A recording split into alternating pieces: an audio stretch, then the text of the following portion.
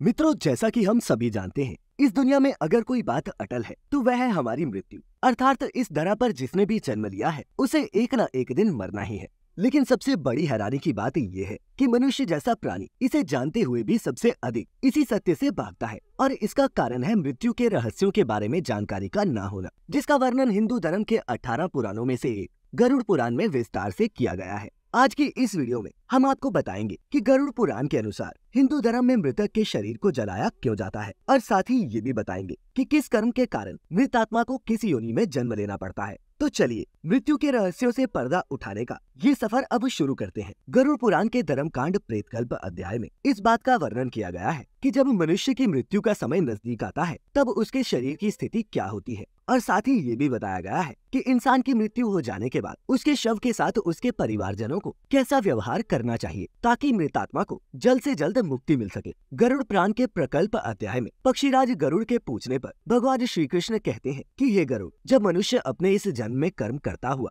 मरणासन अवस्था में पहुंचता है तब उसके शरीर में कई रोग उत्पन्न होते हैं। मरणासन मनुष्य अचानक सर्प की भांति मौत की जकड़न में बनता चला जाता है, परंतु फिर भी जीने की मन में इच्छा लेकर दुखदायी जीवन को व्यतीत करता रहता है, और फिर अंतिम क्षणों में उसे एक अलौकिक चेतना आती है जिसमें मरणासन मनुष्य को सभी लोग एक जैसे ही दिखाई देते हैं। भगवान श्री कृष्ण गरुड़ से कहते हैं, जो मनुष्य जीवन भर झूठ नहीं बोलता, किसी के साथ छल नहीं करता, आस्तिक और श्रद्धावान रहता है, वो सुख पूर्वक मृत्यु को प्राप्त करता है। वहीं जो मनुष्य मोह और अज्ञान का उपदेश देता है वह मृत्यु के समय महाअंधकार में फंस जाता है। जो झूठी गवाही देता है या फिर किसी के साथ विश्वासघात करता है और वेद निंदक है, वो मूर्छा रूपी मृत्यु को प्राप्त करता है। उनको ले जाने के लिए लाठी एवं मुदर से युक्त भयभीत करने वाले दुरात्मा यमदूत आते हैं। ऐसी भयंकर परिस्थिति को देखकर प्राणी के शरीर में भयवश कंपन होने लगता है। उस समय वह अपनी रक्षा के लिए अनवरत माता पिता और पुत्र को याद कर करुण क्रंदन करता है। उस पल प्रयास करने पर भी ऐसे जीव के कंठ से एक शब्द भी स्पष्ट नहीं निकलता। भयवश प्राणी की आंखें नाचने लगती है, उसकी सांसें बढ़ जाती है और मुंह सूखने लगता है, और इसके बाद ही वह शरीर का परित्याग करता है।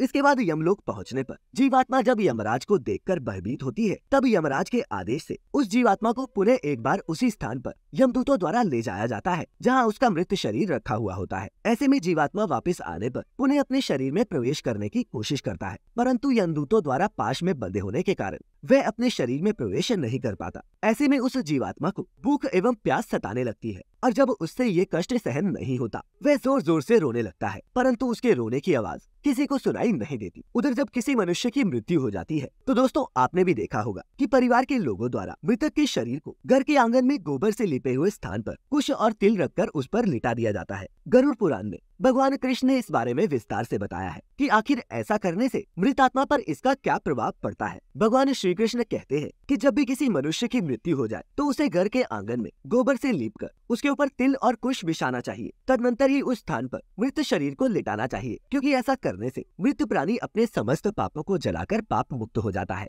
शव के नीचे बिछाए गए कुश समूह मृत आत्मा को स्वर्ग ले जाते हैं। कृष्ण कहते हैं कि तिल मेरे पसीने से उत्पन्न हुआ है, अतः तिल बहुत ही पवित्र है। तिल का प्रयोग करने पर असुर दानव और दैत्य भाग जाते हैं, और कुश मेरे शरीर के रोमों से उत्पन्न हुआ है। कुश के मूल भाग में ब्रह्मा, मध्य भाग में विष्णु और अग्र भाग में भगवान शिव निवास करते हैं। ये पदार्थ मृत आत्मा को दुर्गति से उबार लेता है। अगर मृत शरीर को बिना गोबर से लिपी हुई भूमि या फिर गोबर के बिना लिटा दिया जाए तो उस मृत शरीर में यक्ष पिशाच एवं राक्षस कोटि के क्रूर कर्मी दुष्ट प्रविष्ट हो जाते हैं। मृत शरीर को कुशासन पर लिटाने के बाद उसके मुख में पंचरत्न डालना आवश्यक है, क्योंकि स्वर्ण या फिर पंचरत्न सभी पापों को जलाकर आत्मा को मुक्ति की ओर ले जाता है। अगर ऐसा नहीं किया जाए तो प्रेत आत्माएं मृत शरीर में प्रवेश कर जाती है और फिर से वे कई सालों तक उसी योनि में भटकता रहता है। इसके बाद परिवारजनों को चाहिए कि वे मृत आत्मा के मुख में गंगा जल या फिर तुलसी का पत्ता डाल दें, और फिर बिना कोई शोक के उस मृत शरीर के पास भगवान विष्णु का नाम ले, क्योंकि जब भी किसी की मृत्यु होती है तो यमराज अपने दूतों को ये आदेश देते हैं कि जाओ और उस आत्मा को मेरे पास ले आओ जो हरि का नाम नहीं ले रहे हो या फिर उनके नाम का श्रवण न कर रहे हो। इस सब के बाद मृतक के परिवार वालों को चाहिए कि वे मृतक शरीर को बांस से बने शैया पर लिटाकर उसे शमशान ले जाए, जहाँ उसका विधि पूर्वक दाह संस्कार किया जाए। इसके लिए शमशान के आधे रास्ते में मृत शरीर को नहलाकर उसे स्वच्छ वस्त्र पहना दे, और फिर शमशान पहुंचकर जलाने वाली जगह को पहले गोबर से लीप ले, और साथ ही ये भी ध्यान रखे कि वहाँ इससे पहले उस स्थान पर किसी को जलाया नहीं गया हो। फिर विधि विधान से उस स्थान पर चिता का निर्माण कर उस शव को उस पर रख दे। फिर पुत्र पौत्र या फिर किसी परिवार के सदस्य के हाथों से मृतक को मुखाग्नि दे। मित्रों, एक और बात भी ध्यान में रखने वाली है, जब शरीर आधा जल जाए तो खोपड़ी को किसी लकड़ी के डंडे से फोड़ दे, क्योंकि ऐसा करने से मृत आत्मा अपने पितरों यानी कि पूर्वजों के लोक में चली जाती है। और जब मृतक का शरीर पूरी तरह से जल जाए तो सभी लोग अपने घर वापस लौट जाएं। परंतु घर के अंदर प्रवेश करने से पहले सभी स्नान अवश्य कर लें। लेकिन दोस्तों, आगे बढ़ने से पहले आपको ये भी बता दूं कि दाह संस्कार क्यों आवश्यक है। गरुड़ पुराण के अनुसार हिंदू धर्म में अगर किसी मृतक का दाह संस्कार नहीं किया जाता तो उसे अपने पूर्वजों के ऋण से मुक्ति नहीं मिलती और वह सैकड़ों सालों तक मृत्युलोक यानी कि पृथ्वी पर भटकता रहता है। इसके बाद दोस्तों, जैसा कि आप सभी जानते हैं कि मृतक की आत्मा की शांति के लिए उसके परिवार वाले 10 दिनों तक पिंडदान करते हैं और फिर उसका श्राद्ध कर्म किया जाता है। लेकिन इसके बारे में विस्तार से हम आपको फिर कभी बताएंगे। अभी आइए जानते हैं कि मृत्यु के बाद उस जीवात्मा का क्या होता है। दोस्तों, जैसा कि हम जानते हैं कि हिंदू धर्म में पुनर्जन्म में विश्वास किया जाता है और ऐसा माना जाता है कि सभी प्राणी को उसके द्वारा जीवन भर किए कर्म के हिसाब से अगले जन्म में अलग अलग योनियों में जन्म लेना पड़ता है। तो चलिए जानते हैं कि गरुड़ पुराण में भगवान श्री कृष्ण ने इसके बारे में क्या बताया है। मित्रों, भगवान श्री कृष्ण के अनुसार मनुष्य, पशु, पक्षी आदि योनियां अत्यंत ही दुखदायिनी है,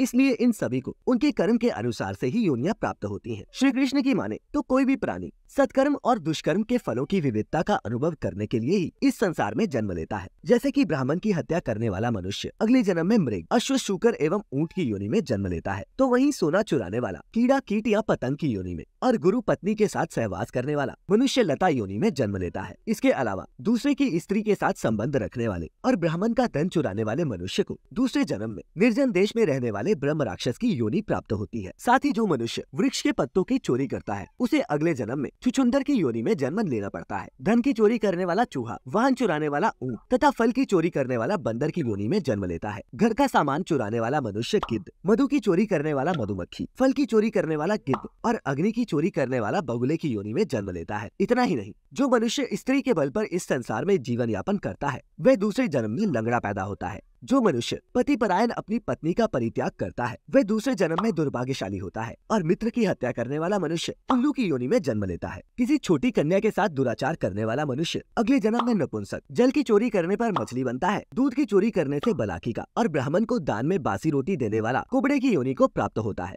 मित्रों, इसके अलावा झूठी निंदा करने वाला लोग कछुए की योनि में जन्म लेता है। अंत में भगवान श्री कृष्ण कहते हैं कि उनके ये सब कहने का तात्पर्य ये है कि जिस प्रकार इस संसार में नाना भांति के द्रव्य विद्यमान है, उसी प्रकार जीव जंतुओं की भी विभिन्न प्रजातियां हैं। वे सभी अपने अपने कर्मों के प्रतिफल के रूप में सुख, दुख एवं अनेकों योनियों का भोग करते हैं। इसीलिए मनुष्यों को समझना चाहिए कि जब भगवान ने उन्हें बुद्धि दी है तो वह अपने जीवन काल में शुभ कर्म ही करे, जिससे उनको इस लोक और परलोक दोनों में ही मुक्ति मिल पाए, न कि उनको अपने अशुभ कर्मों के कारण फिर से इसी मृत्यु लोक में जन्म लेकर नाना प्रकार के कष्टों को भोगना पड़े। मित्रों, आपके मन में ये प्रश्न भी उठा होगा कि मरने के बाद जीवात्मा तो स्वर्गलोक या फिर नरकलोक जाती है, वह कब जाती होगी, वह कितने दिनों तक अपने कर्मों के हिसाब से वहाँ रहती है। तो मित्रों, आपको बता दें कि इसका वर्णन भी गरुड़ पुराण में किया गया है। और हाँ, अगर आपको हमारी आज की ये प्रस्तुति पसंद आई हो तो इसे ज्यादा से ज्यादा लाइक और अपने मित्रों के साथ शेयर जरूर करें। फिलहाल आज की इस वीडियो में इतना ही। अब हमें इजाजत दें। आपका बहुत बहुत शुक्रिया।